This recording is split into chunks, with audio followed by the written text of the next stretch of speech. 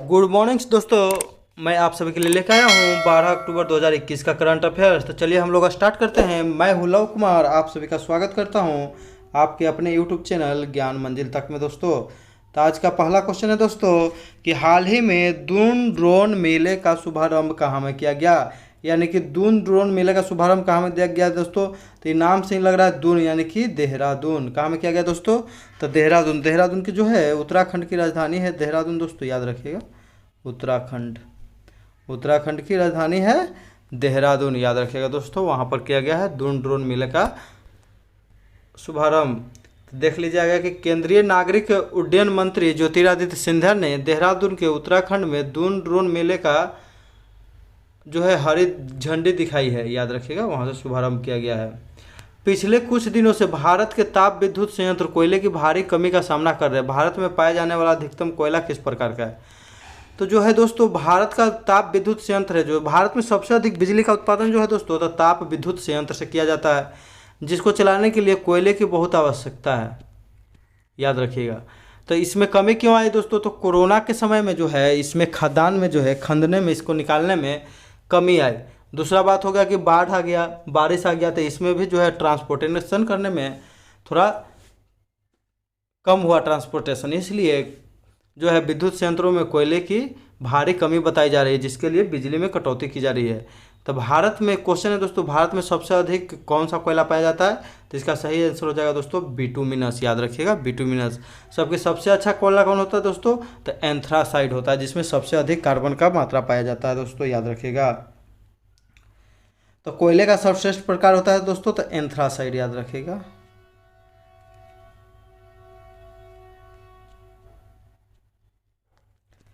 भारत में सबसे अधिक विद्युत की आपूर्ति थर्मल पावर प्लांट से किया जाता है। लौह धातु का सर्वश्रेष्ठ अयस्क है मैग्नेटाइट, जो कि चुंबक लोहा। हेमाटाइट अयस्क सबसे अधिक पाया जाता है लोहे के लिए। Talcher super power thermal station कहाँ में है? तो तालचर जो है उड़ीसा में है दोस्तों, याद रखिएगा। तालचर उड़ीसा में। बाकू किस देश में है? तो बाकू जो है अजरबैजान में है, कोयले के लिए प्रसिद्ध है, याद रखिएगा। भारत का रूर किस क्षेत्र को कहते हैं? दामोदर घाटी को। माने कि जितने भी नदी घाटियां हैं वहाँ से कोयले निकलते हैं, याद रखिएगा। तो भारत का रूर दामोदर नदी घाटी को कहते हैं। जबकि रूर क्षेत्र किस देश में स्थित है? तो जर्मनी में स्थित है दोस्तों, याद रखिएगा। रूर क्षेत्र Germany. Barauni thermal power station कहाँ में दोस्तों? तो बरौनी कहाँ में है? तो बिहार में, याद रखिएगा दोस्तों, बरौनी बिहार में। वीडियो अगर अच्छा लगता है तो लाइक कर दीजिए, शेयर कर दीजिए, और जिन लोगों ने अभी तक सब्सक्राइब नहीं किया दोस्तों कृपया सब्सक्राइब कर ले। तो हाल ही में अंशु मल्लिक होगा, अंशु मल्लिक। हाल ही में अंशु मल्लिक ने विश्व कुश्ती चैंपियनशिप में कौन सा पदक जीतकर इतिहास रचा है? तो विश्व कुश्ती चैंपियनशिप में जीती है दोस्तों रजत पदक। क्या दोस्तों जीता? तो यह है रजत पदक जीतकर इतिहास रचा है। इससे पहले किसी भी महिलाओं के द्वारा जो है विश्व कुश्ती चैंपियनशिप में रजत पदक नहीं जीता गया था, जबकि कांस्य पदक जीती थी विनेश फोगाट, गीता फोगाट, ये सब। आयोजन इसका जो दोस्तों ओस्लो नॉर्वे में किया जा रहा है। नॉर्वे की राजधानी है ओस्लो, याद रखिएगा। नॉर्वे की राजधानी ओस्लो में ही शांति का नोबेल पुरस्कार दिया जाता है, याद रखिएगा दोस्तों। जबकि सभी और पुरस्कार कहाँ में दिया जाता है दोस्तों? तो स्वीडन की राजधानी स्टॉकहोम में। विश्व कुश्ती चैंपियनशिप में सिल्वर मेडल जीतने वाली पहले भारतीय महिला अंशु मल्लिक हरियाणा की है। विश्व कुश्ती चैंपियनशिप में गोल्ड मेडल जीतने वाले पहले व्यक्ति कौन है? तो सुशील कुमार 2010, याद रखिएगा। अक्टूबर 2021 में किस राज्य ने राज्य में नौकरी न करने वाले मतदाताओं के कल्याण के लिए आमा योजना की घोषणा की है? तो आमा योजना की घोषणा कौन राज्य किया है दोस्तों? तो क्या है ये आमा योजना? जो कि राज्य में जो है जो महिलाएं नौकरी नहीं करती वो अपने बच्चे को जो है पोषण पालन के लिए वहाँ पर शुरू किया गया है आमा योजना। तो किस राज्य के द्वारा दोस्तों? तो सिक्किम, याद रखिएगा। यह सिक्किम राज्य के दोस्तों द्वारा चालू किया गया। इसमें जो है 20,000 रुपया से मदद किया जाएगा बच्चे को देखभाल करने के लिए। इस योजना में नौकरी न करने वाली महिलाओं को बच्चों को देखभाल और कल्याण के लिए आमा योजना की शुरुआत की गई है। इस योजना के तहत 20,000 रुपये दिए जाएंगे। नाथुला दर्रा कहाँ में दोस्तों? तो सिक्किम। जलेबजा तो सिक्किम। तो याद रखिएगा इसको ऐसे, जैना, जैसे जलेबजा दर्रा, ना से नाथुला, तो दोनों कहाँ हो गया? तो सिक्किम। तो जैना सिक्किम। न्यूनतम जनसंख्या घनत्व वाला राज्य कौन है? तो न्यूनतम जनसंख्या वाला राज्य है सिक्किम, जबकि जनसंख्या घनत्व वाला है अरुणाचल प्रदेश, मात्र 17 व्यक्ति प्रति वर्ग किलोमीटर। भारत का जैविक खेती वाला प्रथम राज्य सिक्किम। कृषक बंधु योजना जो कि पश्चिम बंगाल की योजना है, जिसमें जो है 5,000 रुपया साल में दिया जाता था, इस बार ममता बनर्जी बढ़ाकर दुगना कर दिए 10,000। सिक्किम को 36वां संविधान संशोधन के द्वारा पूर्ण राज्य का दर्जा दिया गया दोस्तों, याद रखिएगा। तो 1975 में, जबकि सिक्किम को भारत में जो है 35वां संविधान संशोधन से मिलाया गया, 36वां से पूर्ण राज्य का दर्जा दिया गया, याद रखिएगा दोस्तों। और सिक्किम भारत का 22वां राज्य बना था। कौन राज्य बना था दोस्तों? तो 22वां राज्य।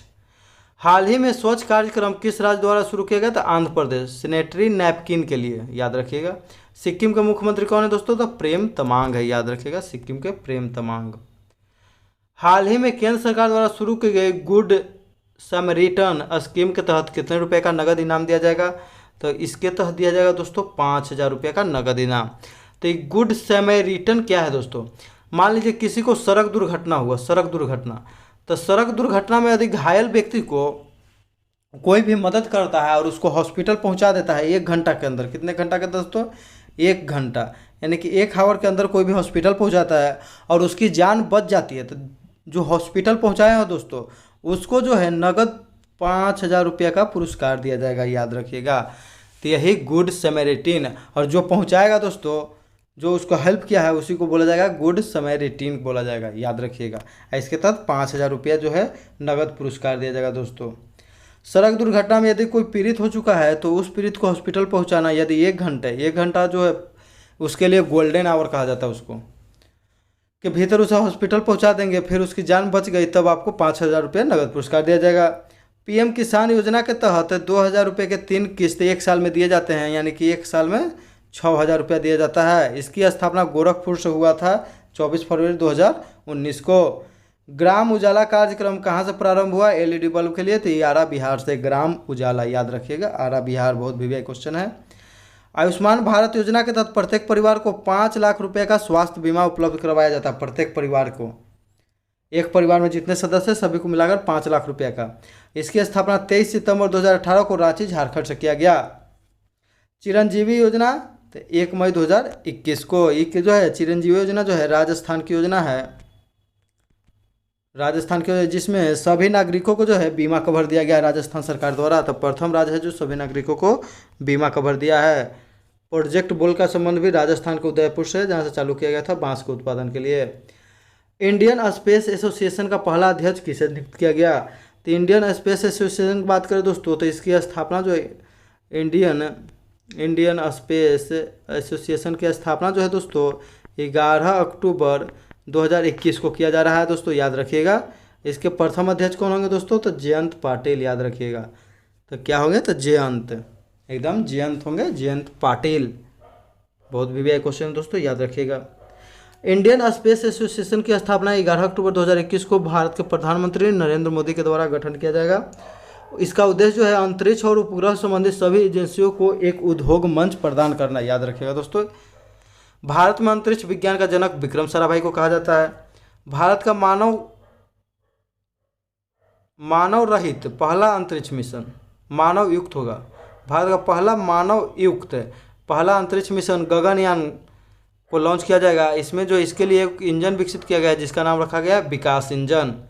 चंद्रयान 1 को किस व्हीकल से लॉन्च किया गया था? तो PSLV C11, याद रखिएगा, चंद्रयान 1 तो C11।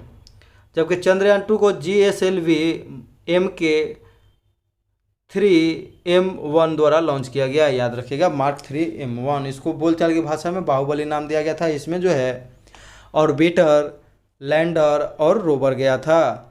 तो ऑर्बिटर तो जो था, रोवर का नाम था, रोवर का क्या नाम था? लैंडर का नाम था विक्रम, जबकि रोवर था प्रज्ञान, याद रखिएगा दोस्तों। 2019 में भेजा गया था। चंद्रयान 1 2008 में। हाल ही में किस राज्य के लौंग को जो है भौगोलिक संकेत का GI टैग मिला है दोस्तों? अगर GI टैग की बात करें तो इसका जो है एक्ट आया था 1999 ईस्वी में, GI टैग एक्ट, याद रखिएगा। और इसको जो है 2003 में लागू किया गया था। 2004 में पहला GI टैग प्राप्त हुआ था दार्जिलिंग के चाय को। तो यह जो दोस्तों राज्य लौंग को भौगोलिक संकेत का दर्जा मिला था, किस राज्य के लौंग को? तो याद रखिएगा तमिलनाडु। तो तमिलनाडु को कन्याकुमारी में एक प्रकार का लौंग पाया जाता है, उसी को मिला है दोस्तों। तो कन्याकुमारी के लौंग को GI टैग मिला है। इसकी खासियत यह है कि यह सुगंधित और औषधीय मुक्त है। लॉन्ग द्वीप के नाम से जंजीबार और पेम्बा को जाना जाता है, जो कि तंजानिया में स्थित है। सोजत मेहंदी को हाल ही में जीआई टैग मिला है, जो कि पाली राजस्थान से संबंधित है। यह सुगंधित और एकदम बहुत ही अच्छा रंग वाला है। कुट्टी कट्टूर आम और एडयूर मिर्च जीआई टैग केरल के मिला है। सफ़ेद प्याज महाराष्ट्र। जुडीमा राइस वाइन असम, जो कि चावल से राइस वाइन बनता है। हाथी मिर्च या काला चावल जिसे चकहाव कहते हैं, काला चावल को चकहाव, तो मणिपुर दोस्तों याद रखिएगा। अब बिहार के जो है नालंदा जिले का जो है सिलाव का खाजा को भी जीआई टैग मिला है।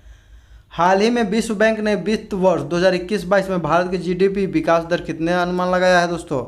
तो भारत के जीडीपी के विकास दर का अनुमान लगाया है 8.3%, याद रखिएगा 8.3% दोस्तों। तो हाल ही में बजट में 2021-22 के लिए राजकोषीय घाटा का क्या अनुमान है? तो 6.8%, जबकि 2020-21 9.5। तो राजकोषीय घाटा यानी कि जो दूसरा देश से उधार लेते हैं वही हो गया दोस्तों। विश्व बैंक का मुख्यालय और अंतर्राष्ट्रीय मुद्रा कोष का मुख्यालय वाशिंगटन डीसी में है। न्यू डेवलपमेंट बैंक का मुख्यालय चीन के शंघाई में है। हाल ही में ease of doing business report World Bank के द्वारा बंद कर दिया गया है, याद रखिएगा। फिक्की ने वर्ष 2022 के लिए 9.1% भारत की जीडीपी का वृद्धि रखा है। जीडीपी यानी कि ग्रोस डोमेस्टिक प्रोडक्ट। फिक्की की स्थापना 1927 में हुआ था। मुख्यालय नई दिल्ली। अध्यक्ष हर्षवर्धन न्योतिया और सीईओ संगीता रेड्डी, याद रखिएगा दोस्तों।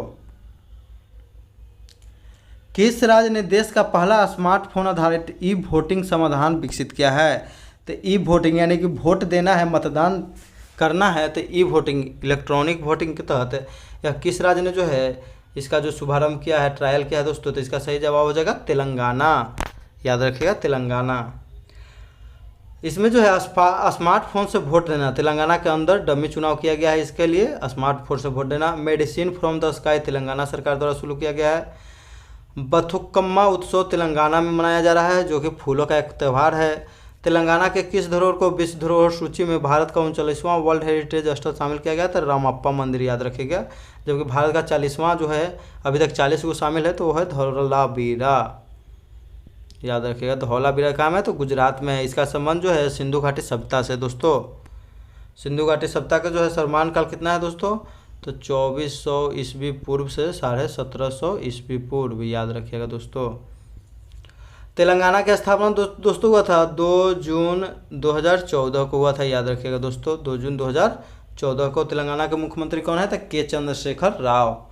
मृगवानी राष्ट्रीय उद्यान कहाँ में है? तो तेलंगाना में है। तेलंगाना की राजधानी जो है हैदराबाद है, याद रखिएगा हैदराबाद। जिसे world tree city of, Bharat का एक शहर जो है जिसे world tree city of world घोषित किया गया है, तो है हैदराबाद, याद रखिएगा दोस्तों। प्रतिवर्ष विश्व डाक दिवस कब मनाया जाता है? तो प्रतिवर्ष विश्व डाक दिवस की बात करें दोस्तों तो यह मनाया जाता है 9 अक्टूबर को। कब मनाया जाता है दोस्तों? तो यह मनाया जाता है 9 अक्टूबर को। तो डाक दिवस क्यों मनाया जाता है दोस्तों? चलिए हम लोग देख लेते हैं।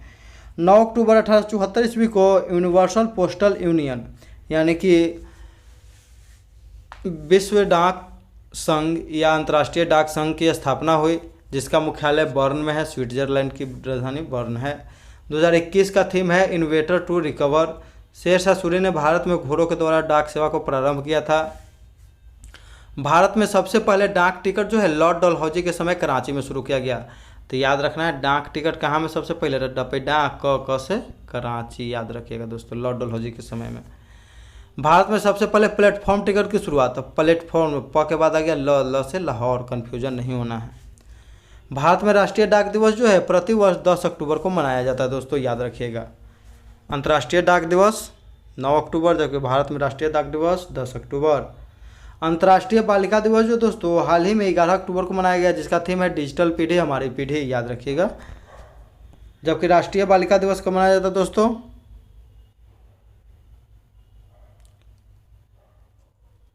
9 अक्टूबर 2021 को एस्ट्रोनॉटिकल सोसाइटी ऑफ इंडिया द्वारा प्रतिष्ठित आर्यभट्ट पुरस्कार से किसे सम्मानित किया गया?